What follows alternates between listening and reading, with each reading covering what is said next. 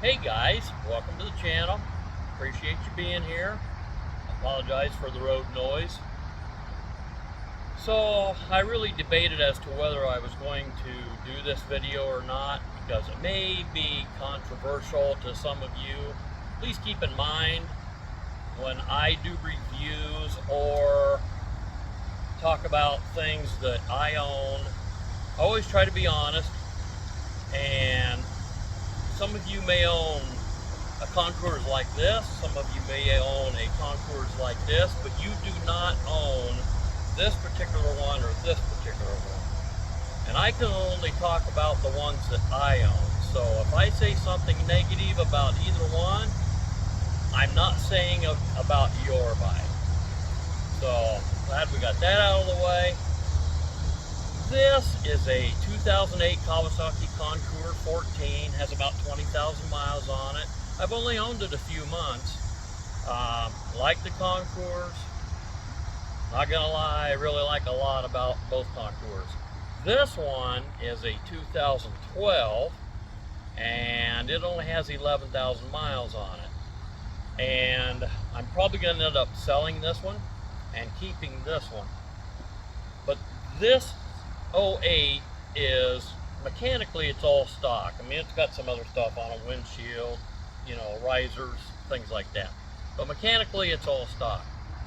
This 2012 has a Musi slip-on, which Musi's no longer in business, but I really like the deep tone of that, yet it's not too loud, so that's cool.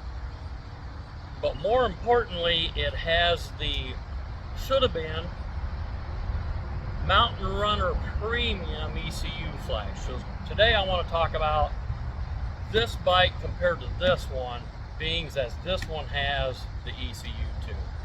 Now a lot of you guys know what an ECU tune is with Shoodaben, and by the way, you know, there's Ivan's and there's Shoodaben. Well, I can't find Shoodaben anymore on the internet. I can only find him on Facebook, and I'm still trying to keep from being a member of Facebook, so I can't really see too much of his stuff anymore. But over the last few months, I've been studying on Ivan's tune and Shoodaben. If I remember correctly, now this bike, the previous owner was about my age, and he had the ECU Flash done. So it was done like that when I bought it. So that was cool because that's kind of what I was looking. I knew if I bought another one, actually I was going to have the ECU flashed on this one. But then when I bought this one, of course one of the reasons I bought it was because of that and a lot of other accessories it's got, plus lower miles. So, you know, I don't have to go through that anymore, but previous to all that, I did a lot of research on those two. And if I remember right, it's about 350 bucks. You know, you take your ECU out, which is easy to do on these. It's under the seat. Send it in. They flash it, send it back. So I guess you have to pay shipping sending it, but like 350 bucks plus shipping. So I just want to talk about that a little bit because I've read some wild things, in my opinion now, some wild things that guys have written on the internet about these tunes. Now when I say stuff, I really believe that Ivan's and Shoodaben are so close to the same tune. I don't, you know, I'm not putting anybody down or saying one's better than the other because, sorry, take a break. Because simply I don't know, but just from looking at the dynos on both of them, dyno sheets, they're pretty close. So I just want to say that I'm going to tell you as close as I can my opinion on stock versus an ECU Flash with a Musi slip-on. Now, let me talk a little bit about slip-ons. I try to be a realist. Does this Musi slip-on, or any of the other slip-ons, and I've had a ton of them, do they make any difference, in my opinion, on something that's got 150 horsepower? 1 horsepower, 2 horsepower.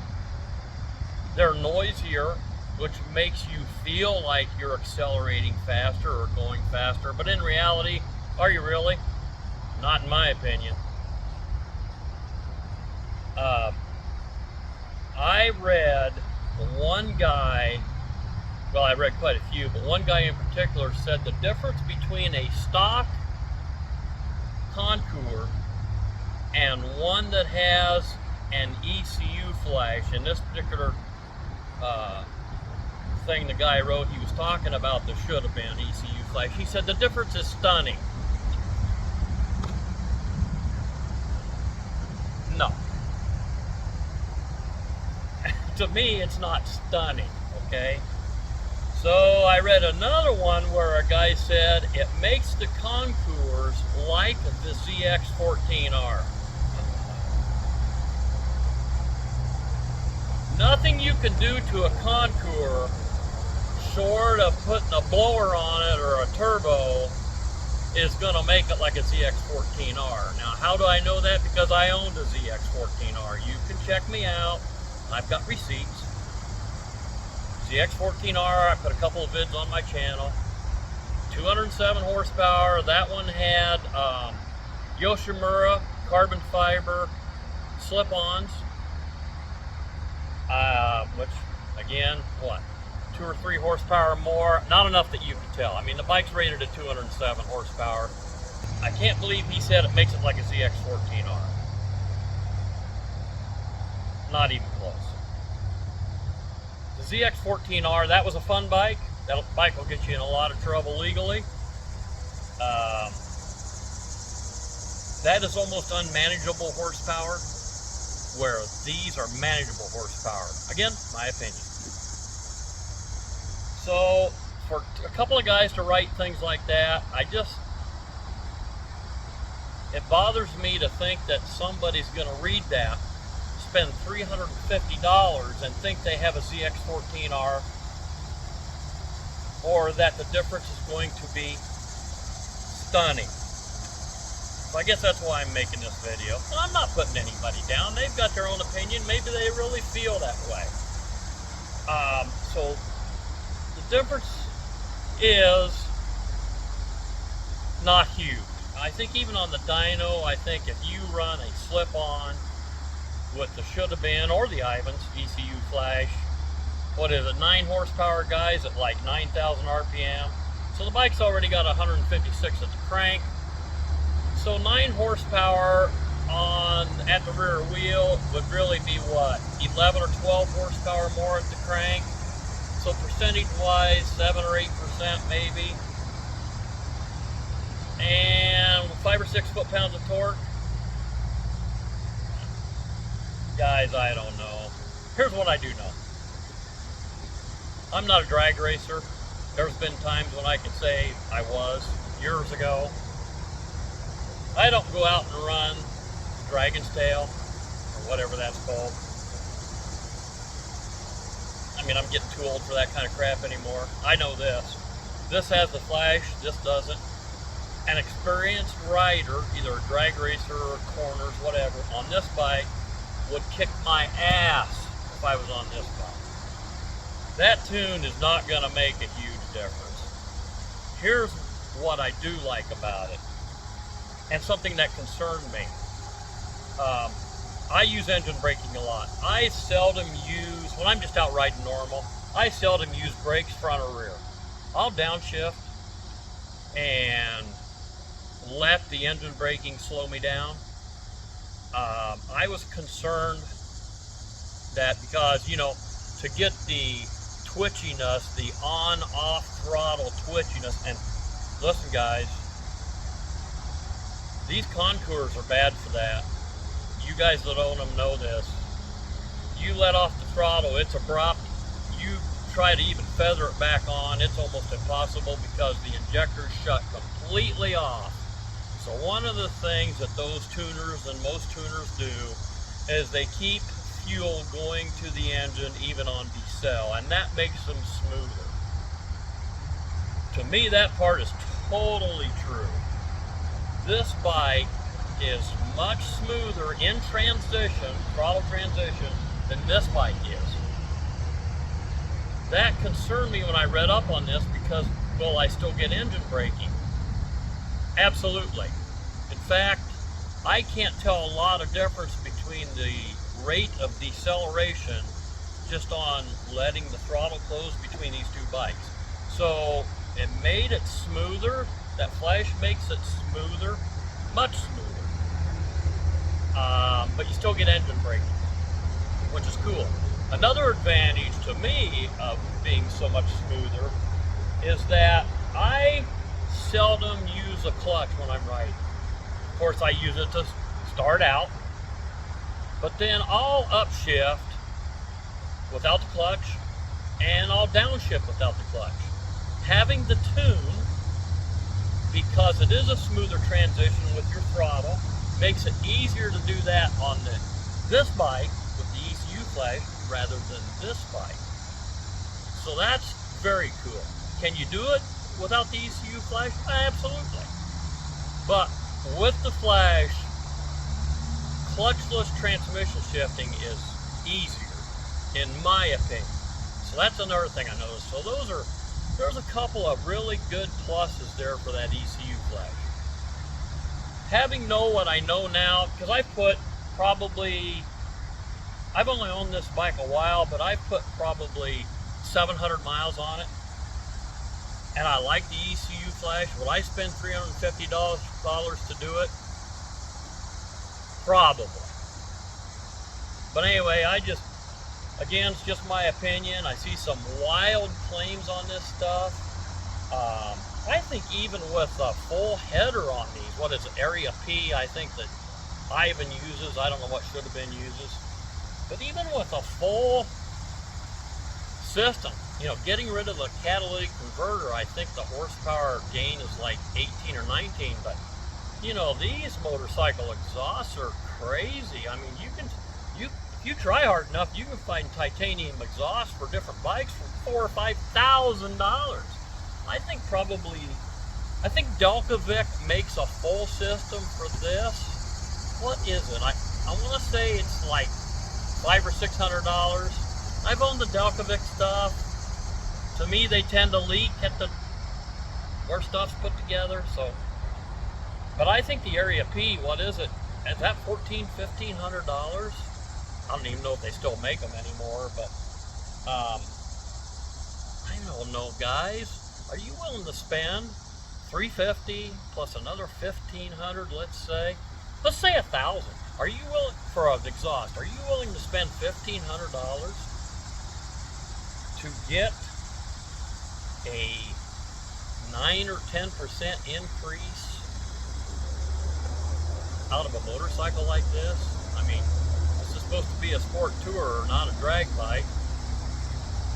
I'm the first one to complain about certain motorcycles not having enough horsepower. If you see the other videos on my channel, my reviews on the Gold Wings, those bikes, a lot of guys love their Gold Wings, think they have lots of power. 125 horsepower in a 900-pound bike. I'm going to say it right now, I've said it before, the Gold Wing needs 40 more horsepower minimum. If the Gold Wing had 40 or 50 more horsepower, I wouldn't have the need for this, probably, right? I just always try to be realistic on these horsepower figures and how they really feel. Can I tell this one has more power than this one? You get up around 5,000 RPM to like 9,000, 9,500. Yeah, but if you look at those dyno charts, guys, everybody loves to claim their horsepower ratings from like 9,000 to like 10,500 RPM. I'm not going to rev this bike to 10,500 RPM. You know why? At 9,000 RPM, look at the dyno charts. At 9,000 RPM, this bike is making roughly the same horsepower as it is at 10.5. Now, when you shift this bike, it's approximately, when you shift up, it's approximately a 500 RPM down, okay? So let's say at 9,000 RPM, this bike's making 160 horsepower. And at 10,500, it's making 160 horsepower. Why are you revving it to 10.5? Wouldn't it make sense to shift at 9,500, upshift at 9,500, then you're back to 9,000 RPM, which is the same horsepower at 10.5. Why rev it to 10.5 if you don't have to? So when I see the numbers on a dyno and I see 9,000 RPM and then it gets flat to 10.5, I'm thinking, okay, 500 RPM drop between upshifts, what's the point in going to 10.5? Right? I mean, I'm just trying to use common sense and logic in the things that I do. That's about it, guys. Check out my channel if you like. I got some motorcycle reviews. I don't know how many motorcycles I've got on there. Harleys, BMW, GTL 1600, Concours, ZX14R, Goldwing, stuff like that. Tractors and equipment. Check out that stuff if you want. A lot of great animal videos. I've been shooting animal videos for 13 years through 26 trail cameras. It's got some kind of unique captures. Check that out. Just started running some gun videos, although YouTube does not help you out. They will not share your gun videos near as much as everything else. But anyway, I appreciate you being here. Hope I didn't offend anybody. Remember, I was just talking about the bikes that I own. And all right, until next time, guys. Bye.